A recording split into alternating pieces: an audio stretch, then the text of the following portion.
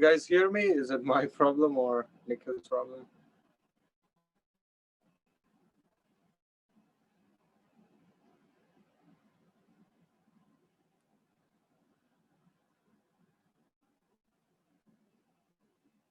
Okay, okay.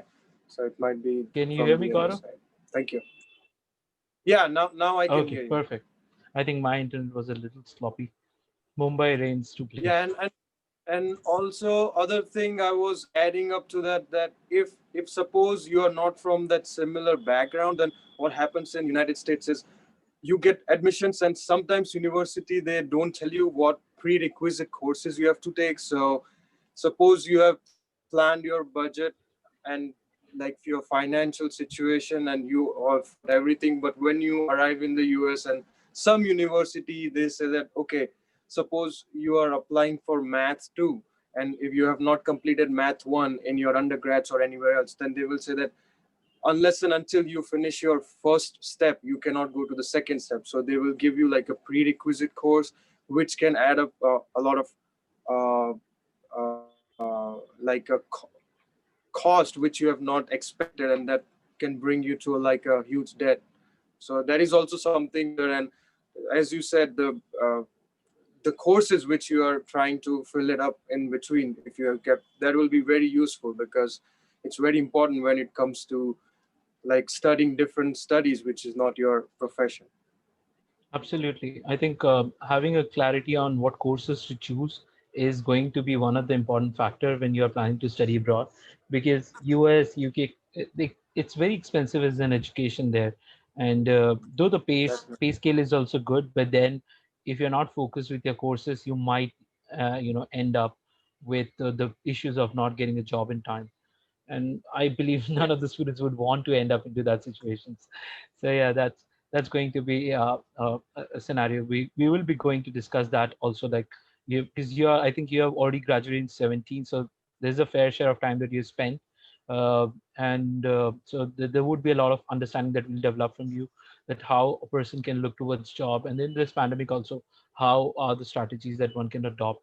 So before moving ahead in the webinar, I would try to run a small poll with all the participants to see what are their Okay, queries, what are they doing currently, and then probably we could, start off with this question and answer sessions.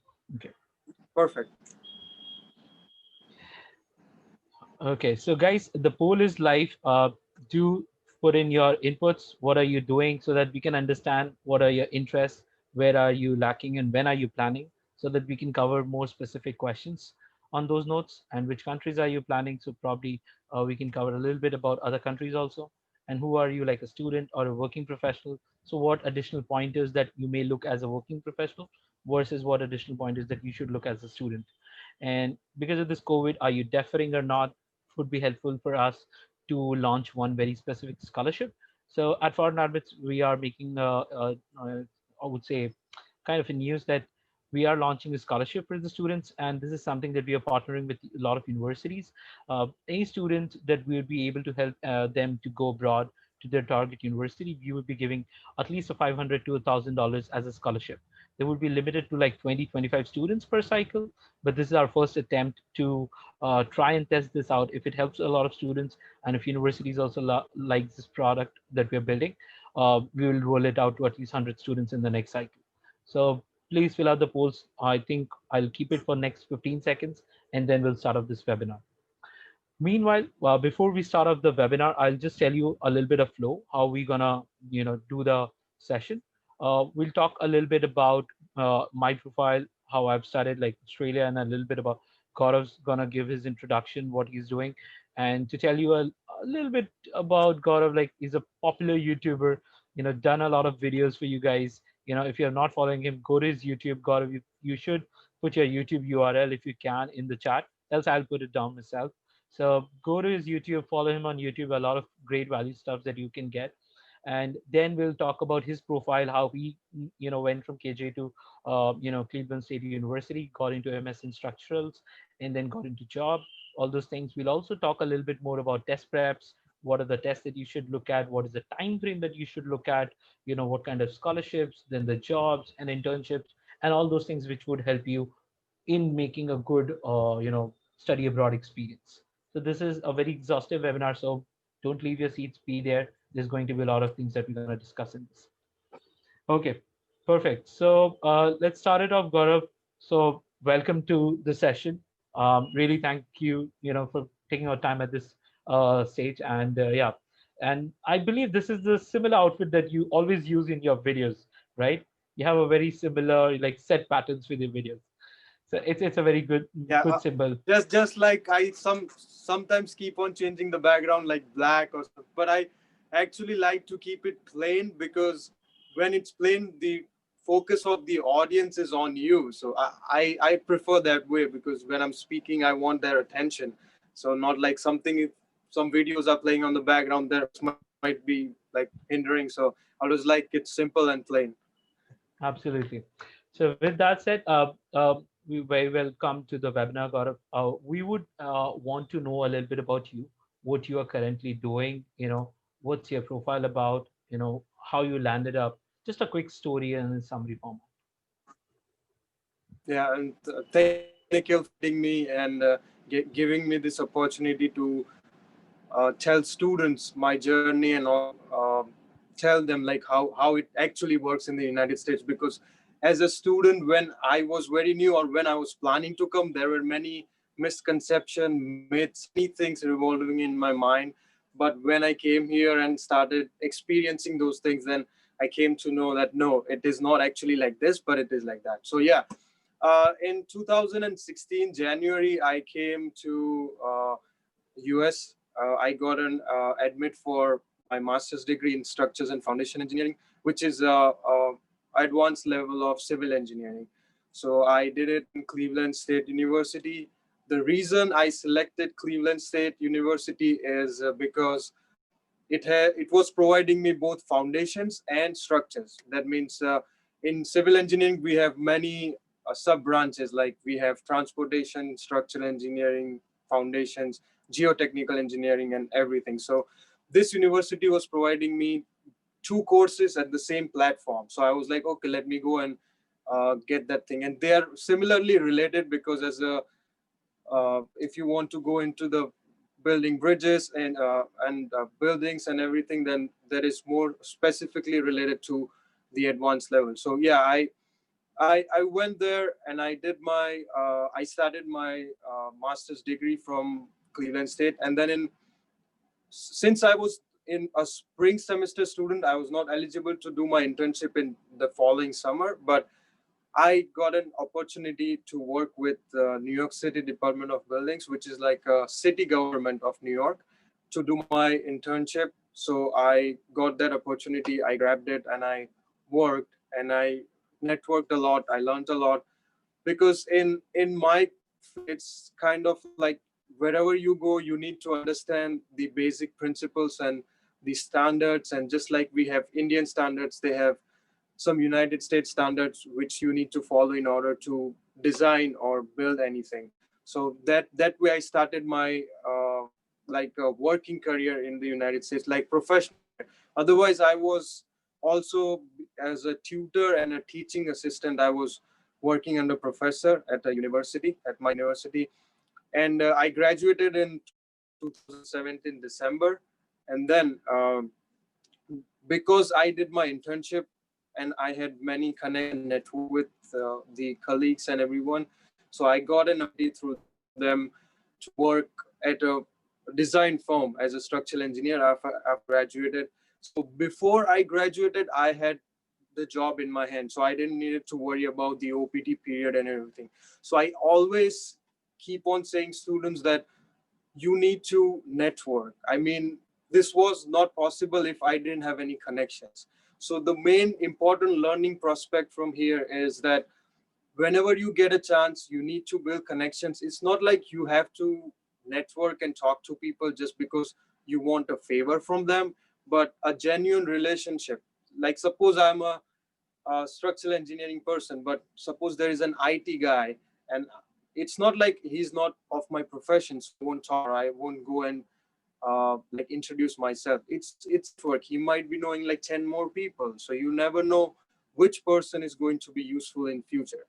So like it be genuine and build relationships. And the main lacking point for many of the Indian students I've seen is they don't make many American professional networks, which is very important because you are coming from a one cultural background, which is our culture, which is very different from the American culture.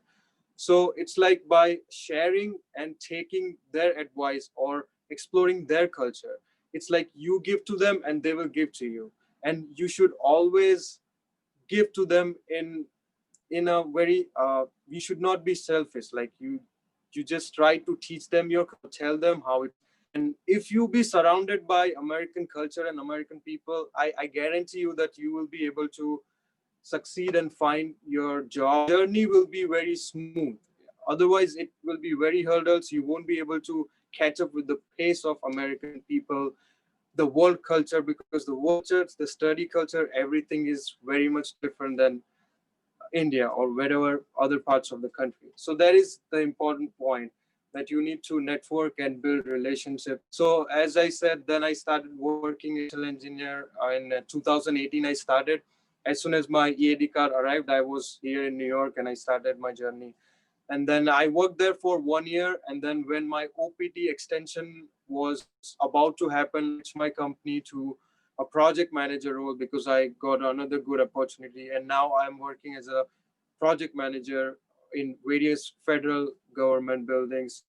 We do federal contracts, and like it's like a project manager, scheduling and all the designing and stuff. So that's about it. And yeah, it's pretty much good. And if you like this, the work culture here in the United States is very friendly, and they give you time to think. They give your opinion. It's not like uh, if your boss says something, you have to agree on that. They ask your opinion, and then if you agree on that, fine. If not, then they will give you opportunity to explain yourself. And there are many more things which I can like keep on going and speaking, but I don't want to like.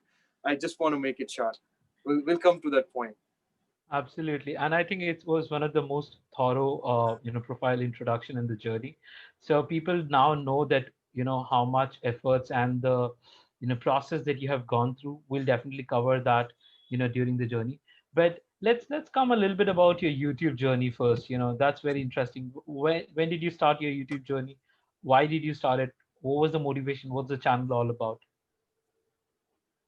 Okay, so I started my YouTube just like around in 5 months back. So what happened was like many students were approached because I was an alumni from Cleveland State. So and many of the other students they just message like what is this, what is that, and they ask questions, right? So I was like, okay, let me make do things like make video and start posting it, so that if they have questions about it, I'll just share the link. And if after watching those videos, if they have more questions, they can come to me. But somewhere I found that the students who have never been here, they might have misconceptions and many things which they don't know, which is absolutely fine. Like I was one of them, because you cannot I started it because of my experience. I wanted to share experience, and I wanted to tell that how it actually works, rather than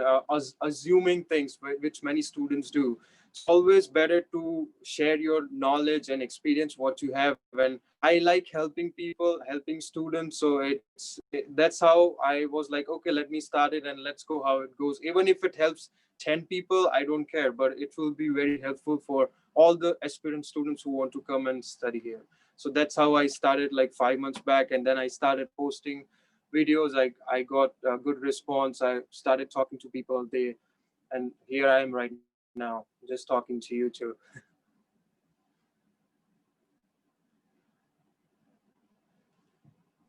Sorry. So yeah, I can't. let's get Okay, okay. yeah. I actually my video was mute. So yeah, let's get to one of the very important point which I feel a lot of students struggle with is my profile good enough for X university or a Y university? How would I build my profile? How you as a international student or as an aspiring international student before have looked upon profile building, what are the factors that usually goes into profile building? And a lot of students are also under the misconception that only the scores matter in kind of profile building. How can we build, a very, very thorough perception? Like these are the things that one should look at when they are building their profile for a university. Very good question, because let me take my example itself. Before I came to US, I had no work experience. I mean, I did some internships, but that doesn't count as a professional experience. So as soon as I graduated from my bachelor's, I in within a month I was in the United States, because I had prepared before and I was knowing that I just want to go directly without taking any experience, because uh, I just wanted to do that. So many people also think that without having experience, like, you might not be able to find universities and etc etc. So okay, now the next point is that if it is 100% for the admission process, then I would like to divide it like 30% of them, the admission committees will consider your GPA or your academics and stuff. 30% you can count on weights, if you had any like the LOR and SOPs and recommendations, so that is like 60%. And 30% you can consider as your any of the publications you did or any of the extracurricular activities which you have, that will be counting towards. And 10% might be going towards your like the profile. I mean, to say that if you have done portfolio or explanation of your experience which you did, so in that way they make up 100%. Just like when you find a job here in the US, they don't just look at your GPA. They didn't even ask my GPA in both of the jobs. So it does matter to get you the teaching assistantship positions and everything, and to maintain the university criteria. But at the end, when it comes, it depends on your skill sets and your knowledge. And if you're applying for an entry level position, then it will not be dependent on just your grades or anything. So as I said, in job and in university application, they evaluate whole as a person, you like your academics, your SOP, LOR, your experience, everything. So suppose you have low GPA or you have more backlogs, then you don't need to get upset, because if you have a solid SOP, LOR, and a bit of work experience or extracurricular activity, then it will level up. So if you are down here and this is up, then the average will be here. So universities, I have talked to many universities about this, and they also told me the same, that they do not blindly go with your marks or anything. It's just the criteria of all the things which adds up. It's similar process for the jobs. Like when you're looking for a job, and suppose you're looking for a job, they look at your resume. Their first question, which is surprising for many students, they ask is, why didn't you mention any extracurricular activities? Do you always study? Do you not play, or do you don't go outside? So it's like, you have to mention whatever you are as a whole in a person, not only. It's not like if you want to go to abroad, you just need to be very smart and like study, very studious person. It's not like that, because they have many scholarship for athletic, if you are in sports, and many more things which US evaluates as a whole as a person. So yeah, just if you're weak in one point, then please focus on your second point, so that average will be pretty much very well set for the university. Absolutely. I think overall profile do matter. Just to give a quick background. So I was a graduate as a mining engineer from IIT BHU. I was not a high pointer guy, like a 7 pointer or 7.4. And then despite that, got a full funded PhD in Australia and US and Canada. And I chose Australia because mining is one of the big fields in Australia. So your overall profile will matter. If you are weak in one, try to work out on other things. Your research exposures, your teaching assistantships, research assistantships, your projects, your publications. Publications can even give you an unfair advantage at times. So if you are good with certain projects, if you have written a project, try to document it, try to get it published. So those are the things that can help you. Okay. So let's come to a little bit, because right now it's September, almost September. So people would be start preparing or applying to their target universities. Test preparation is the very crucial stage as of now. Okay, July to September, October, people are giving their GRE or TOEFL. So what are the tests that someone should look at when they are planning for USA in general, and what kind of time frame is usually been required for these tests? Okay, so if you are specifically coming for US and targeting US universities, then I would say GRE for sure. There is like mandatory for most of the universities. And the other one will be TOEFL. I will recommend TOEFL because for most of the 90% US universities take TOEFL. But if you are unsure of either you want to go to Australia, Canada, or US, then you can also think about IELTS or PTE for Australia. But I think IELTS and TOEFL would be the hot ones to give. But if you're specifically coming for United States, I will definitely 100% tell you that please take TOEFL because it's more considered in the US. If you're unsure that you want to go to Canada or US, then just go for IELTS. That's fine. And for the timeline period, I would recommend that the GRE and IELTS should be given. Suppose you are coming for master's degree, then maybe when your last semester starts, like the fourth year or the eighth semester when it starts, you should just give it. Why to give like 7 8 months before? Because there are so many scholarships. When you get this course, you will be able to apply for the scholarships. And if you are giving it late, like suppose you are late in application, some of the universities application, I mean, the process begins like 6 months prior. So if your profile is good enough, and you have better chances of getting scholarships and funding, which is very important when it comes to return of investment like ROI, because education in the United States or wherever you go, it's so expensive. So if you get even 50% of funding, you can lower your cost, and that's very crucial because you have to think about ROI. Because what if due to this pandemic there are so many circumstances, or any much like after you graduate there might be something else which comes up and you might not be able to find a job right away. So you have to think about the funding of university. So as early as possible you give your exams, you have better chances of going for scholarships and applying. There is nothing wrong in applying. If they cost some money, it's okay to spend it, but most of the scholarship evaluation and everything is free. So there are many free websites like Education USA is there. Then uh, there are there were few more which I have on my YouTube channel, and many there are many uh, websites which evaluates your profile and they give you specific scholarships, and also universities offer them. So maybe to be more specific, like 6 to 8 months prior, if you have your scores, then you will be like able to find so many good universities, and most importantly you will be able to find the funding and the scholarship opportunities, which is very important. Okay, so let's come to, okay, exam preparations are usually, if you're considering TOEFL, I believe 2 to 3 weeks is important for TOEFL. And if you are doing GRE, a month is the very aggressive timeline. uh, you can ideally, a student can go for 2 to 3 months. So what kind of study material a person can look for in GRE or TOEFL? Any suggestions on that? There I used to have Manhattan Prep for GRE, if I Yeah. remember, and for the word it was mongoose, or I it was like 5 years back, so like I'm not even, but I think I if I remember I studied those material.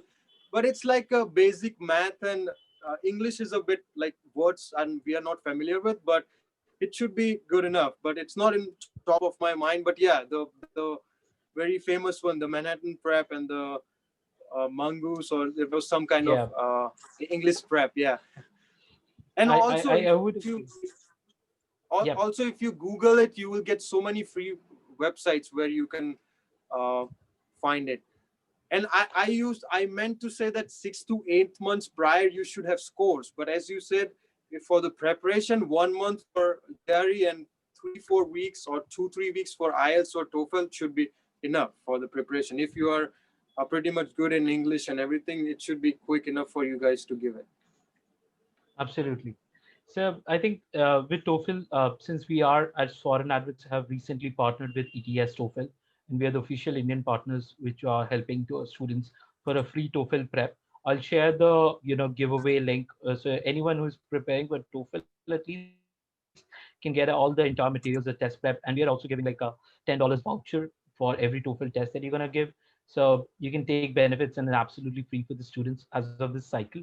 So make use of that. For GRE, definitely Manhattan still works. Uh, I scored and a lot of people scored like 320 plus. Manhattan is a good £5 one is a good book to follow, for your test prep. So let's get to USA.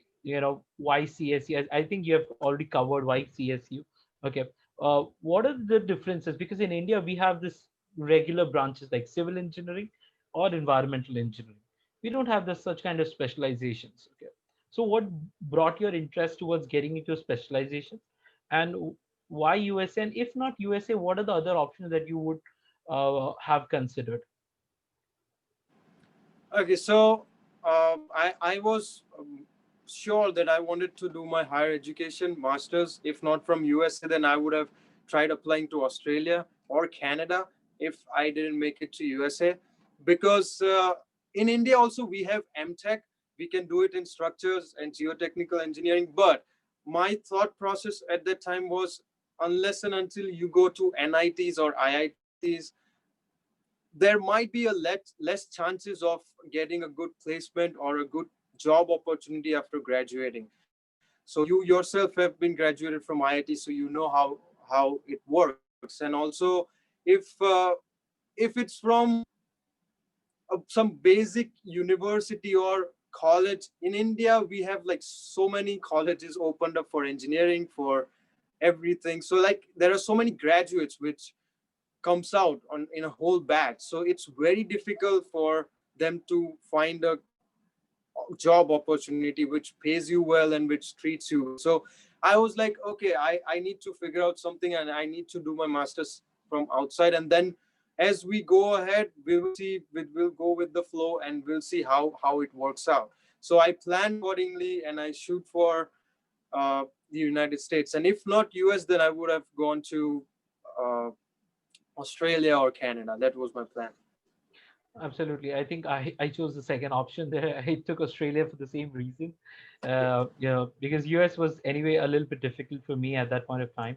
But yeah, definitely US is one of the most highlighted country in terms of study abroad.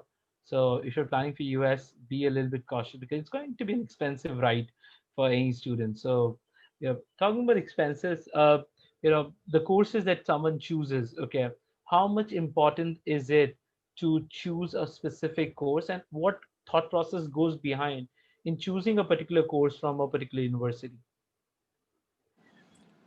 So whenever, suppose I am in India and I'm going to do my masters, the first thing I should do or any student should do is go to university's website, go to their uh, all the branches option.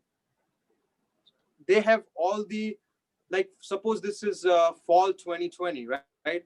This it will be coming fall 2020. So in the university's website they will have all the courses for next 1 year. So you can decide which course to take when. So if you have that lined up, then you should be very clear that which course you should be opting for.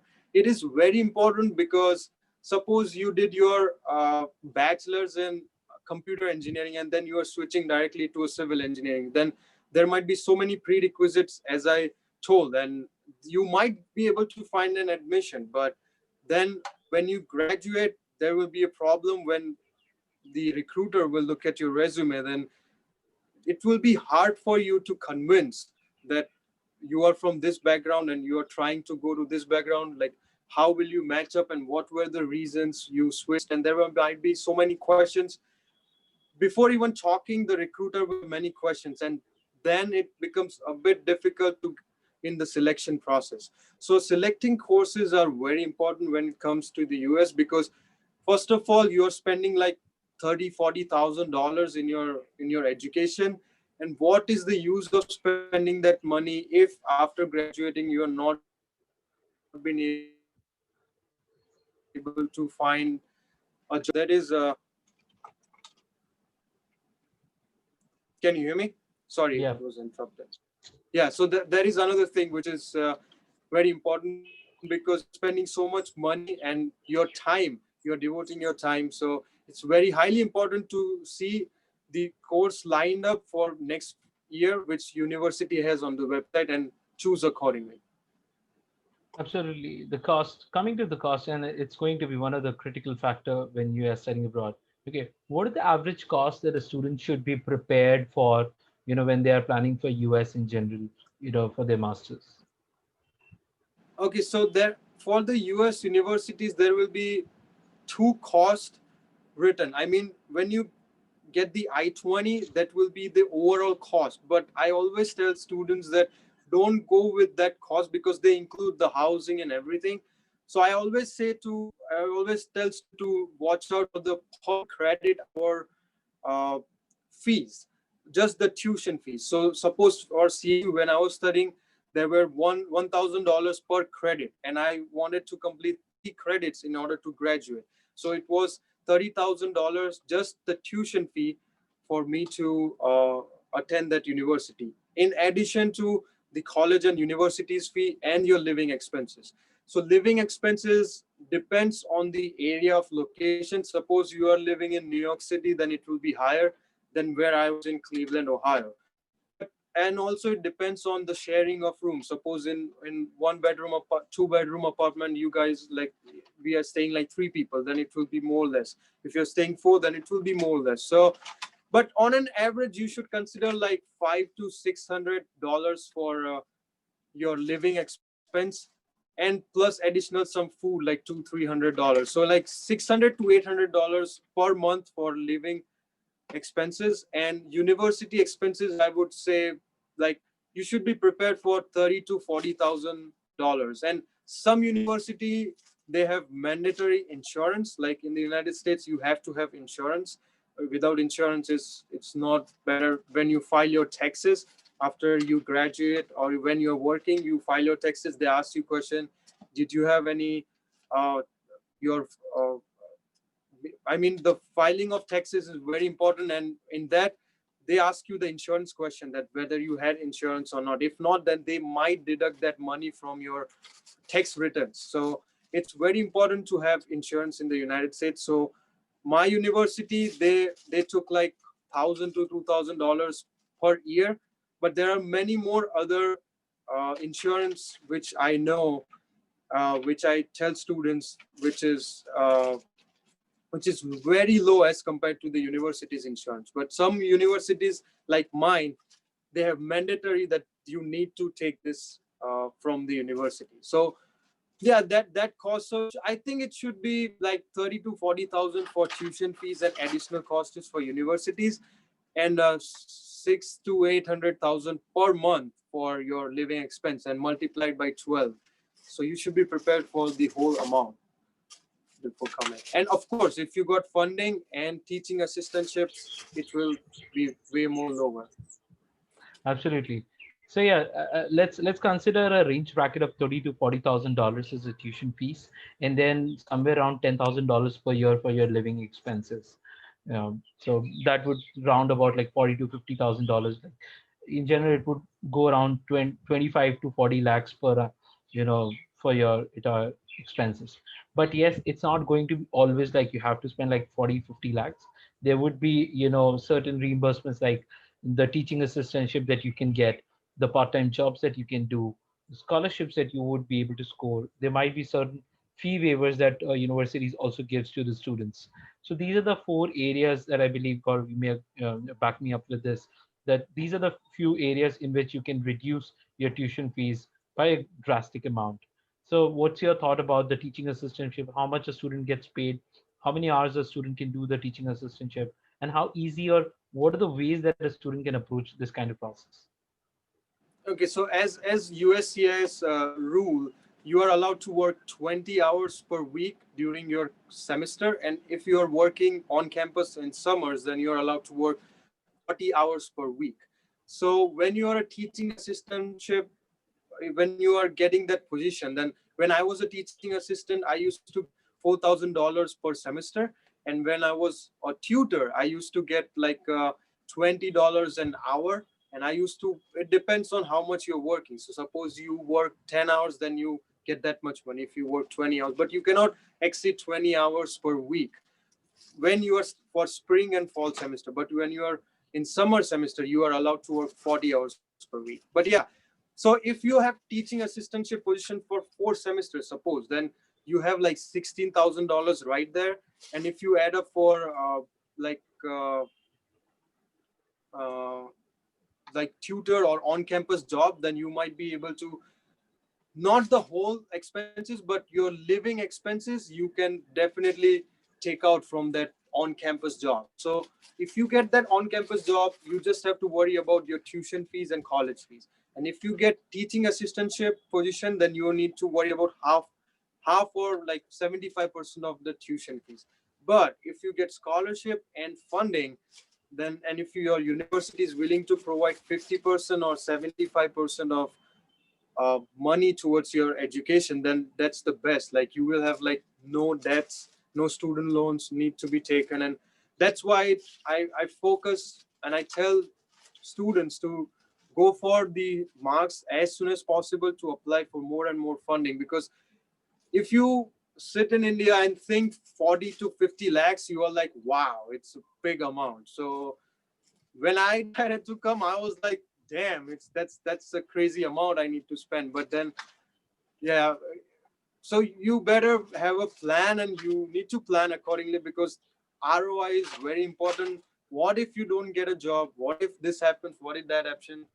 And always have a plan B, plan C. Suppose you don't get a job, do you have a plan B of continuing your education or going to a different country or going back to India? What are your plans? Because never ever everything works out as you want.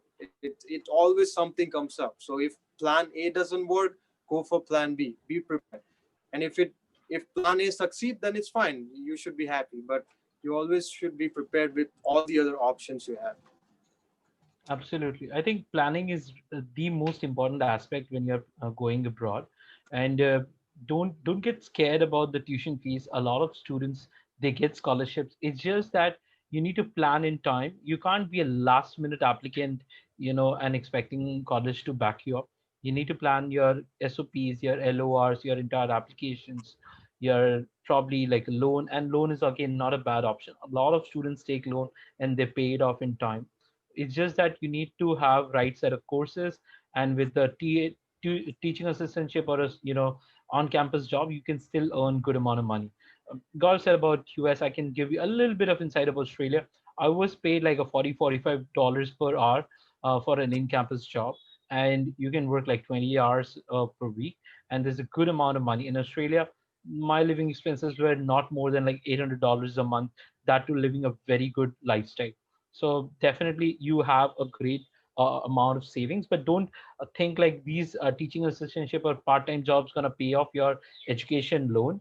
Take this as for your sustenance and a decent lifestyle, and then focus on your career, focus on the courses to get a better job, and that would eventually pay off your loans easily. And then there are internal scholarships also. A lot of universities have their, once you're admitted, you can apply for other scholarships. So that could also semester by semester, you can, grab those 5,000, $10,000, and that can also reduce further your, tuition fees. So those are the things that you can essentially look at.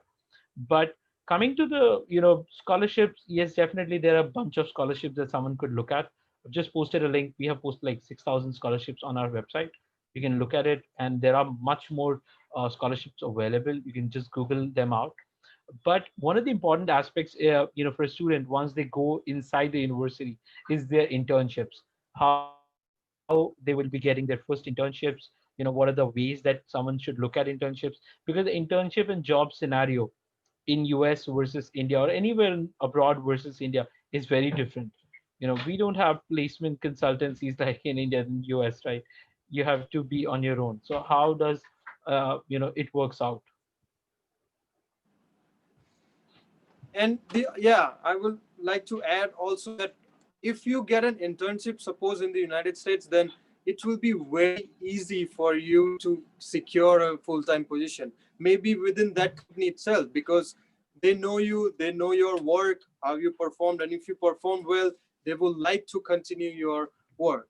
So there are many more websites which tells you like H1B visas.com, and like main USCIS their own website which says which company hire international students. So I always tell students to, suppose you found a company who is offering internship, right? So you take that name and put down in that website to see if they have sponsored any H1B visas. And if they have, then you don't need to worry. That means they are hiring international students. But I have seen many cases in which the interview process goes, everything is done, they get selected, and when they start working, and then when they need the work visa, H1B visa, or anything, then they are like stuck because their company don't sponsor H1B visa. So that's a big shock, because then you will have to find another company and like OPT, this and that. So always prefer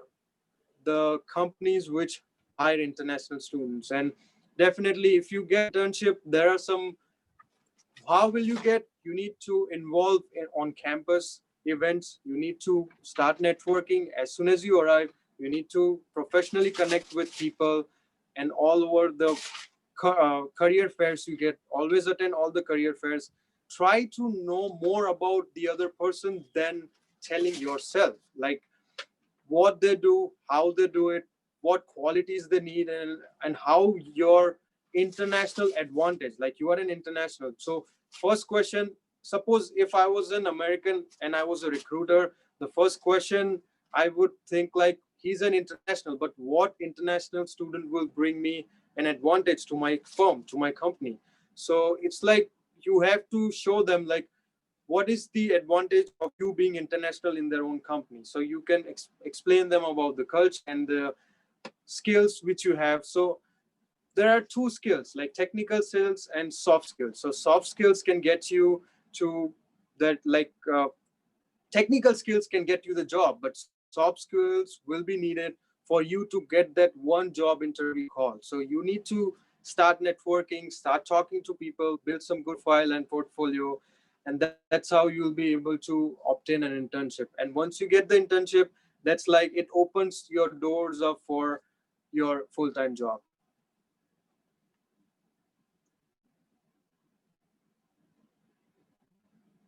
I can't hear you. I think you're on Sorry. mute. Yeah. So Yeah. I think one of the very important and interesting point that you mentioned, and I would definitely agree to that. Day one onwards, the networking starts. When you are there in US, you got a network, you got to build those connections, those relationships, because that's going to help you to explore those internship opportunities, and then converting them into full time is absolutely a great situation. Okay, let's come to one of the very critical topic here is current situation. Okay, pandemic is there, social distancing, COVID, H1B, F1. There's a lot of news that US is all over the media right now. So how are students supposed to make a decision? It's becoming damn confusing. What are the factors that student could look at from US? Because you're right now living in the United States, you would see that okay, this is the current scenario locally. Maybe because of the communication gap, students are not able to receive the right set of information which is locally available. So what are your thoughts about, number one, how is US as a whole, as a country, and also the industries there are, coping up with the social distancing and COVID. Number two is about universities.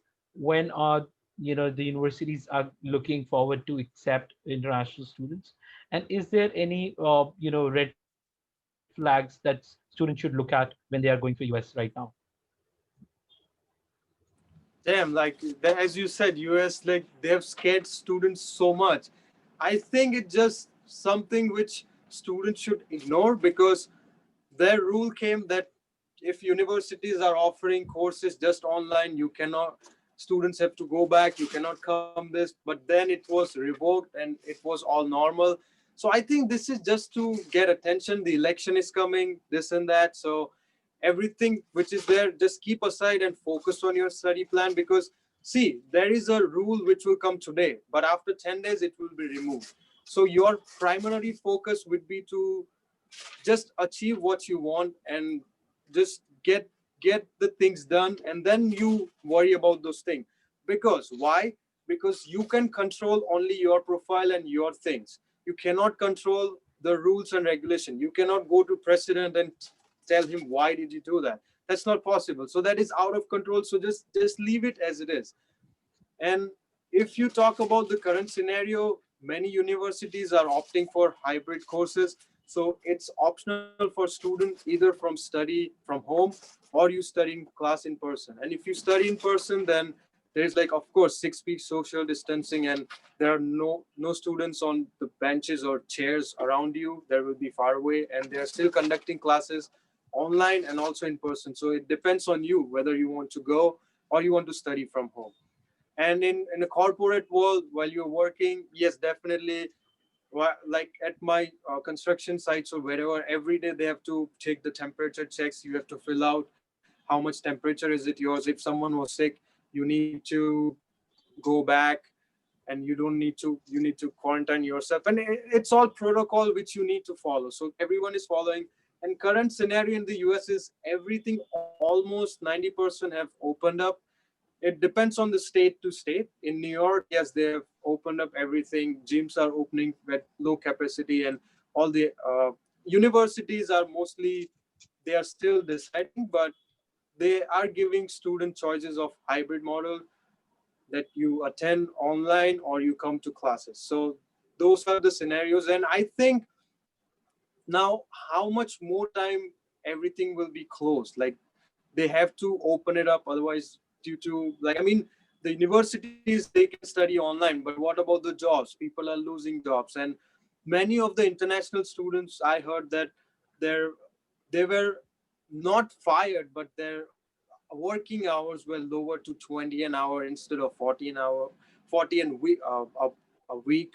I mean, it was cut down to lower. And USCS, now when you are working on an OPT, it has a rule that you have to work full time. So this time they revoked the rule too, because of this pandemic, that if you work less hours, then you are still on a valid student visa. So that's good.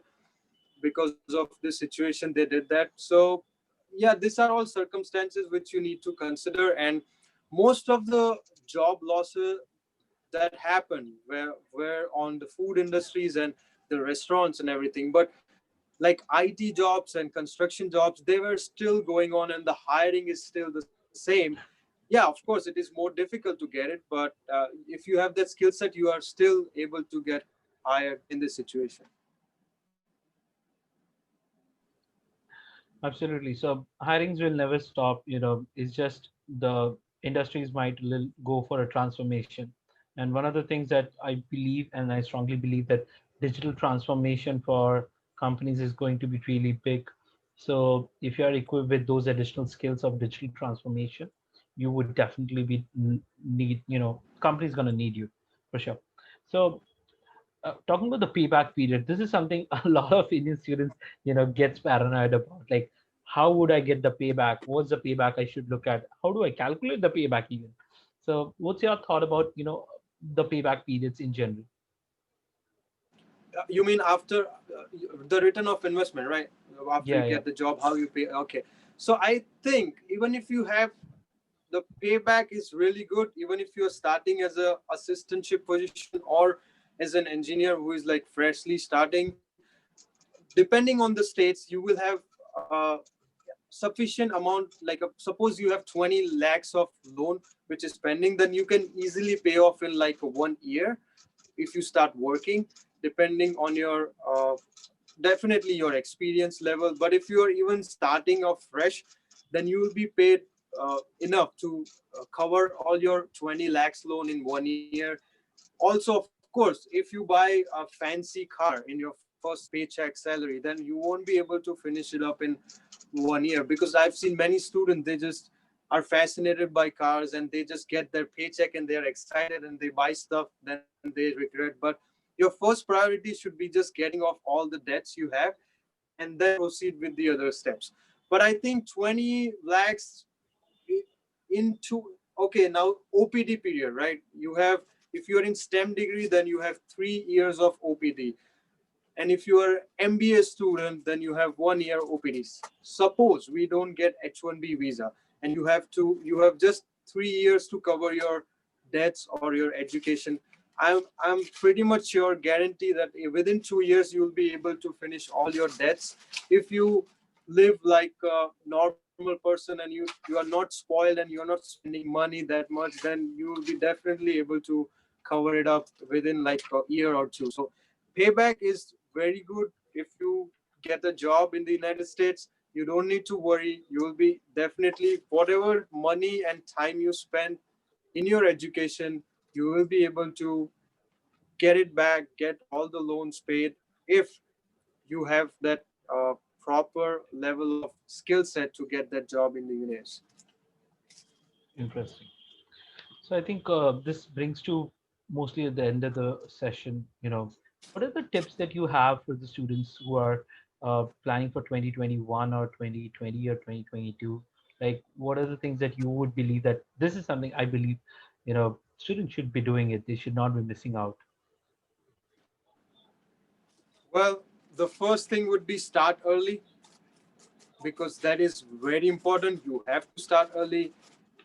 There is nothing wrong in starting early. Suppose you are going for 2022, doesn't matter. You have a whole year to explore, get known to what the things are, what is actual the reality.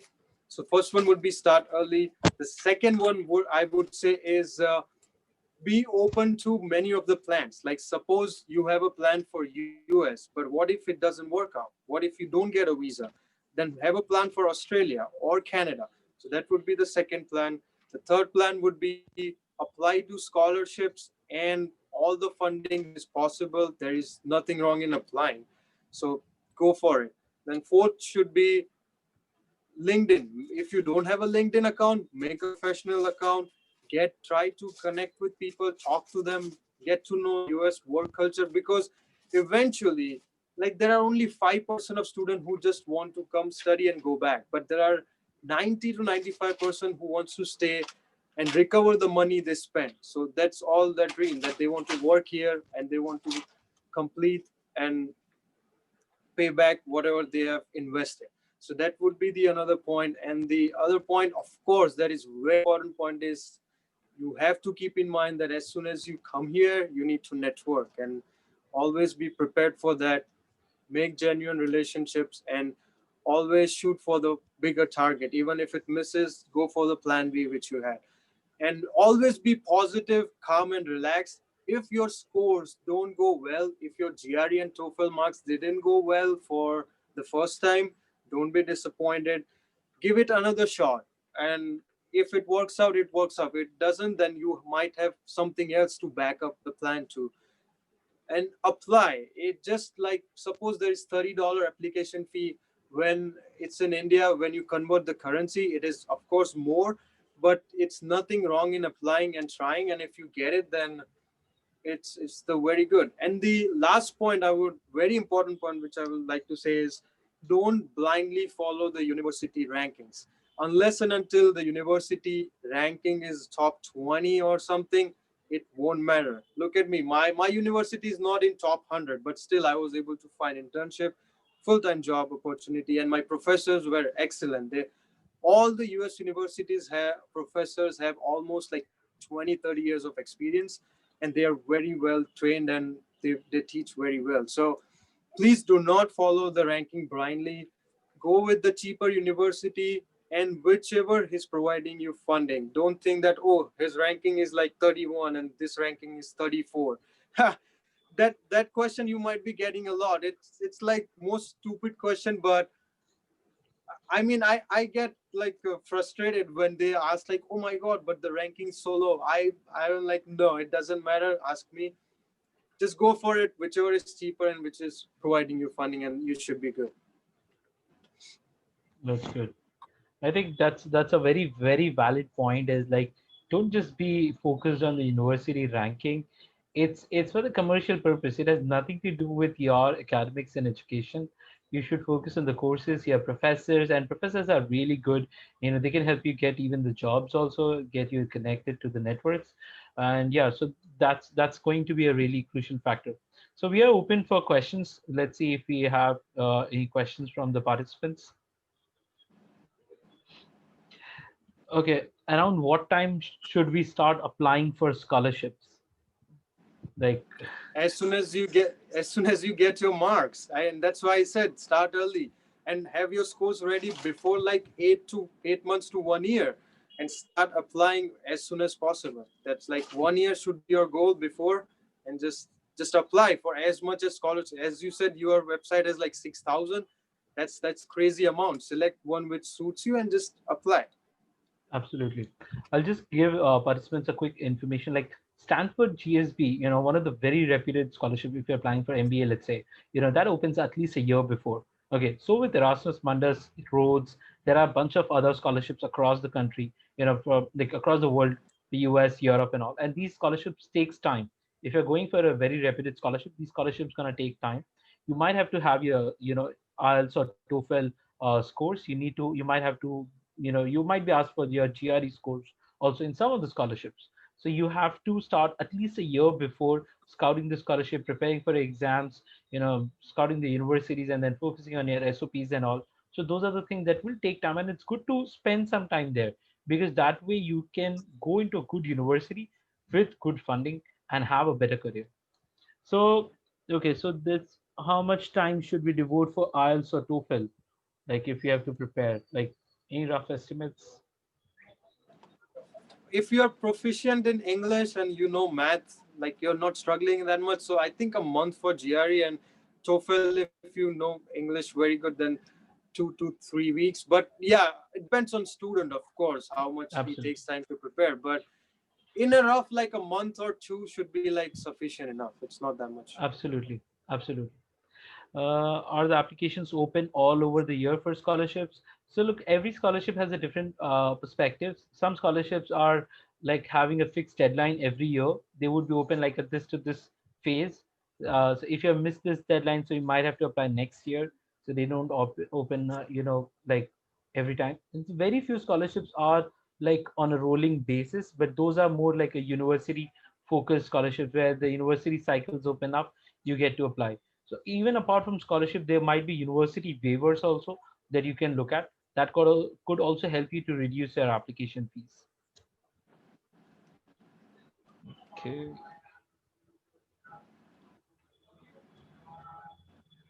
Hmm.